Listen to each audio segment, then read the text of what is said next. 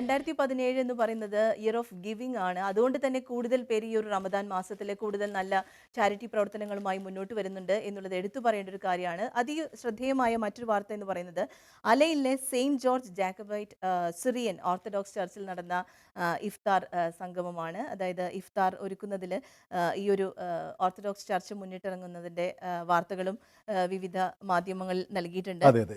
വ്രതവിശുദ്ധിയുടെ വിശുദ്ധ റമദാൻ മാസത്തിൽ മതസാഹോദര്യത്തിൻ്റെ പുണ്യമായ ക്രിസ്ത്യൻ ദേവാലയത്തിൽ ഇഫ്താർ വിരുന്നൊരുക്കി എന്നാണ് ഈ വാർത്ത പറയുന്നത്. അലൈൻ സെന്റ് ജോർജ് യാക്കോബായ സുറിയാനി ഓർത്തഡോക്സ് സിംഹാസന കത്തീഡ്രലിന്റെ അൾത്താരയാണ് വിശ്വാസ വൈവിധ്യത്തിനപ്പുറത്തെ മാനവിക സമ്മേളനത്തിന് സാക്ഷ്യം വഹിച്ചതെന്ന് വാർത്ത പറയുന്നു. വിവിധ മേഖലകളിലുള്ളവർ ഈ ഇഫ്താറിൽ പങ്കെടുത്തു. വെള്ളിയാഴ്ചയും ഞായറാഴ്ചയും പ്രാർത്ഥനകൾക്ക് വേണ്ടി മാത്രം ഉപയോഗിക്കാറുള്ള പള്ളിയുടെ ഉൾവശത്താണ് ഇഫ്താർ വിരുന്ന് ഒരുക്കിയത്. ഇസ്ലാം മത വിശ്വാസികൾക്ക് മഗ്രിബ് നമസ്കാരവും ഇവിടെ തന്നെ നിർവഹിക്കാനുള്ള സൗകര്യം ഒരുക്കിയിരുന്നു. അങ്ങനെ നമസ്കാരം അവിടെ തന്നെ നിർവഹിക്കുകയും ചെയ്തു എന്നുള്ളതാണ് ഈ വാർത്ത പറയുന്നത്. എന്നാൽ നമുക്ക് ഇതിന്റെ ദൃശ്യങ്ങളിലേക്ക് പോവാം. തീർച്ചയായും.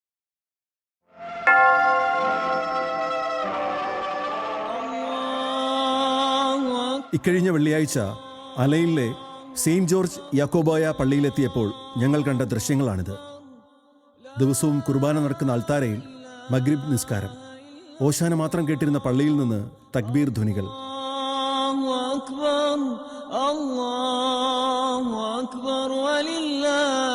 പള്ളിയുടെ പാരിഷ് ഹാളിൽ നോമ്പുതുറയുടെ പുണ്യം തേടി മുസ്ലിം സഹോദരങ്ങൾ. മാനവ സ്നേഹത്തിൻ്റെയും സാഹോദര്യത്തിൻ്റെ ഒരു പുതിയ അധ്യായം ഇവിടെ തുറക്കുകയായിരുന്നു. ഈ അപൂർവ നിമിഷത്തിൻ്റെ പുറകിലുള്ള കാര്യങ്ങളെ നമുക്ക് ഇങ്ങനെ വിവരിക്കാം. ഈ വർഷം, അതായത് 2017 UAE ഇയർ ഓഫ് ഗിവിംഗ് അഥവാ ദാനവർഷമായി ആചരിക്കുകയാണ്. അതുമായി എങ്ങനെ സഹകരിക്കാമെന്ന പള്ളി വികാരിയുടെയും പള്ളി കമ്മിറ്റിയുടെയും ആലോചനയാണ് ഇത്തരത്തിൽ ഒരു കർമ്മം നടത്താൻ പ്രേരണയായത്. നമ്മൾ ഒരുമിച്ച് ഒരു സമൂഹത്തിലായിരിക്കുമ്പോൾ മനുഷ്യൻ്റെ മനസ്സിനെ തമ്മിൽ സ്നേഹത്തിൽ ബന്ധിപ്പിച്ച് ജീവിക്കുക എന്നുള്ളൊരു ഉദ്ദേശത്തിലാണ് നമ്മുടെ ചുറ്റുപാടുമുള്ള മുസ്ലിം സഹോദരങ്ങളുമായിട്ട് അവർക്ക് വേണ്ടി പ്രാർത്ഥന നടത്തുവാനും അവരുമായിട്ട് നല്ലൊരു സഹകരണം പങ്കുവയ്ക്കുവാൻ വേണ്ടിയാണ് ഞങ്ങളിവിടെ ഒരു ഇഫ്താർ പാർട്ടി അല്ലെങ്കിൽ അവർക്ക് നമസ്കരിക്കുവാൻ വേണ്ടിയുള്ള ഒരു സൗകര്യം അറേഞ്ച് ചെയ്തിരിക്കുന്നത്. ഇതിന് ഏറ്റവും ഉചിതമായ സമയം വിശുദ്ധ റംദാനാണെന്ന് തിരിച്ചറിഞ്ഞ അവർ വിശ്വാസികളുമായി ആലോചിച്ചു. ഇടവകയിലെ എല്ലാ അംഗങ്ങളും ഇതിന് പൂർണ്ണ പിന്തുണ വാഗ്ദാനം ചെയ്തു.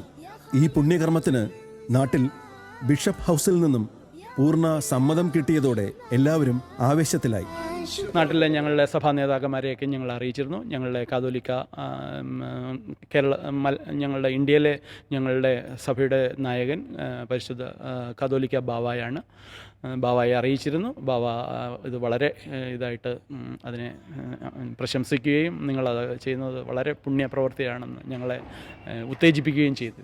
ഒരു ക്രിസ്ത്യൻ ദേവാലയത്തിൽ നോമ്പുതുറയും നിസ്കാരവും നടത്താമെന്ന മഹത്തായ ആശയത്തെ മുസ്ലിം സഹോദരന്മാർ ഇരു കൈയും നീട്ടി സ്വാഗതം ചെയ്യുകയും പങ്കെടുക്കാമെന്ന് ഉറപ്പും നൽകിയതോടെ കാര്യങ്ങൾ വേഗത്തിലായി. അങ്ങനെ ജൂൺ 9 വെള്ളിയാഴ്ചയിലെ റംദാൻ സായാഹ്നം ഈ പരിശുദ്ധ കർമ്മത്തിന് സാക്ഷിയായി. പള്ളിയുടെ അൾത്താരയിൽ ആദ്യമായി മഗ്രിബ് ധ്വനികൾ മുഴങ്ങി. പാരിഷ് ഹാളിൽ നോമ്പുതുറ വിഭവങ്ങൾ നിരന്നു. മലയാളികൾ ഉൾപ്പെടെയുള്ള നിരവധി രാജ്യങ്ങളിൽ നിന്നുള്ള മുസ്ലിം സഹോദരങ്ങൾ നോമ്പ് മുറിച്ചും നിസ്കരിച്ചും ഇഫ്താർ വിഭവങ്ങൾ കഴിച്ചും ഈ ചരിത്ര നിമിഷത്തിന് സാക്ഷികളായി. സ്ത്രീകളും കുട്ടികളും അടങ്ങുന്ന പള്ളിയിലെ വിശ്വാസികൾ ഈ കർമ്മത്തിൽ തങ്ങളുടേതായ പങ്ക് വഹിച്ചു. രാവിലെ കുർബാന കഴിഞ്ഞ് അവർ പാചകപ്പുരയിലേക്ക് കയറി. നോമ്പുതുറയ്ക്കും ഇഫ്താറിനുമുള്ള വിഭവങ്ങൾ ഒരുക്കി പരസ്പര സ്നേഹത്തിൻ്റെയും പങ്കുവയ്ക്കലിൻ്റെയും ഒരു പുതിയ അധ്യായം അവരും എഴുതി ചേർത്തു. ഇന്ന് രാവിലെ തന്നെ കുർബാന കഴിഞ്ഞ് അതിനുള്ള ഒരുക്കങ്ങൾ തുടങ്ങി. ആരും വീട്ടിൽ പോയിട്ടില്ല. എല്ലാവരും കൂടി ഇരുന്ന ഭക്ഷണത്തിൻ്റെ കാര്യങ്ങൾ, അതിൻ്റെ പ്രിപ്പറേഷൻസൊക്കെ നടത്തി. ഇപ്പോൾ വൈകുന്നേരം വരെ ഞങ്ങൾ ഇവർക്ക് വേണ്ടിയിട്ട് വെയിറ്റ് ചെയ്യായിരുന്നു. അപ്പോൾ അത് വലിയൊരു സന്തോഷമുള്ള നിമിഷമാണ് ഞങ്ങൾക്ക്.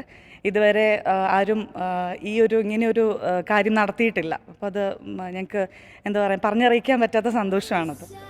ഈ ആശയത്തിന് നേതൃത്വം നൽകിയ പള്ളി വികാരി ഫാദർ പ്രിൻസ് പൊന്നച്ചനും മഗ്രിബ് നിസ്കാരത്തിന് നേതൃത്വം നൽകിയ കണ്ണൂർ സ്വദേശിയായ ഇമാം സൈനുലാബ്ദീനും ചടങ്ങുകൾ കഴിഞ്ഞപ്പോൾ സന്തോഷം കൊണ്ട് വികാരഭരിതരായി.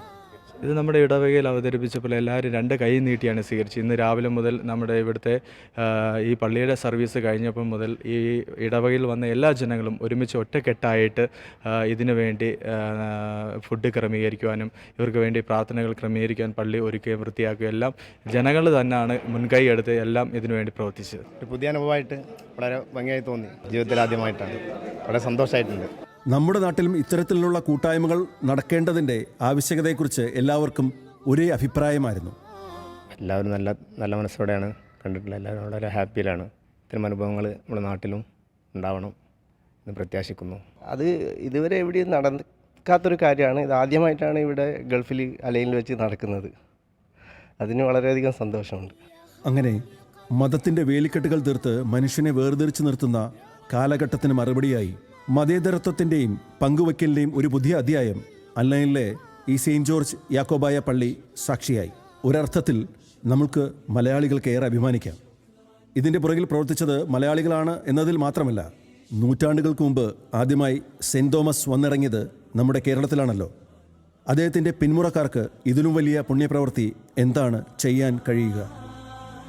മനുഷ്യസ്നേഹത്തിൻ്റെയും മാനവികതയുടെയും വാക്കുകൾ മാലോകരെ പഠിപ്പിച്ച മഹാനായ പ്രവാചകൻ്റെയും നിന്നെപ്പോലെ നിൻ്റെ അയൽക്കാരനെയും സ്നേഹിക്കാൻ പഠിപ്പിച്ച യേശുദേവൻ്റെയും വാക്കുകൾ അന്വർത്ഥമാക്കിക്കൊണ്ട് ഈ വിശുദ്ധ റംദാൻ മാസത്തിൽ ഈ പള്ളിയുടെ വാതിലുകൾ നോമ്പ് തുറയ്ക്കും നിസ്കാരത്തിനുമായി തുറന്നുകൊടുത്ത ഈ മഹത്തായ കാര്യം ലോകത്തിന് തന്നെ മാതൃകയാണ്. അലൈനിലെ saint George Syrian Jacobite Orthodox കത്തീഡ്രലിൽ നിന്നും ചാനൽ ഡിക്ക് വേണ്ടി പ്രതാപ് നായർ. രാവിലെ ഇതിനേക്കാൾ നല്ലൊരു പോസിറ്റീവായിട്ടുള്ള എന്തൊരു സന്ദേശമാണ് അല്ലേ? തീർച്ചയായിട്ടും. ചാനൽ ഡിയുടെ ക്യാമറ കണ്ട കാഴ്ചകൾ വളരെ ഏറ്റവും കൂടുതൽ വരേണ്ടതും ഇത്തരത്തിലുള്ള മതസൗഹാർദ്ദം സംബന്ധിച്ച വാർത്തകളാണ് കേക്ക് അല്ലെ. എല്ലാത്തിനും അപ്പുറം മനുഷ്യനാണ് പരമപ്രധാനമായിട്ടുള്ള കാര്യം എന്നുള്ളതാണ് എല്ലാവരും ഓർത്തിരിക്കേണ്ട. ലോകത്തിന് തന്നെ നൽകിയ വലിയൊരു സന്ദേശമായിരുന്നു ഈ ഒരു സംഭവം. എന്തായാലും നേരത്തെ പറഞ്ഞതുപോലെ നല്ല പോസിറ്റീവ് എനർജി കിട്ടുന്ന രീതിയിലുള്ള ഒരു സന്ദേശമായിരുന്നു ആ ദൃശ്യങ്ങൾ സമ്മാനിച്ചത്. തീർച്ചയായും.